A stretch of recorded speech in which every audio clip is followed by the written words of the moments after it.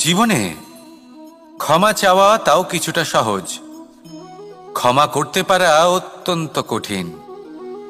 ক্ষমা দুই অক্ষরের এই শব্দ হতে পারে, কিন্তু অত্যন্ত বড় এই শব্দ, অত্যন্ত গুরুত্বপূর্ণ এই শব্দ। কখনো কখনো অন্য কাউকে ক্ষমা করে দেওয়া তাও কিছুটা সহজ কাজ, কিন্তু নিজেকে ক্ষমা করতে পারা অত্যন্ত কঠিন হয়ে দাঁড়ায়।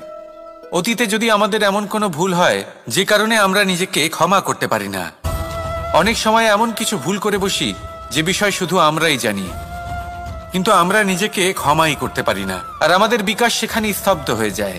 কারণ যদি আপনি ক্ষমা করতে না শেখেন, নিজেকে ক্ষমা যদি না করতে পারেন, তাহলে তা আপনার জীবনের সবথেকে বড় বাধা হয়ে দাঁড়াবে। সেই জন্য জীবনে অবশ্যই শিখুন যে কিভাবে নিজেকে ক্ষমা করতে হয়, আর শিখুন যে আগের করা ভুল আবার কি করে না করা যেতে পারে।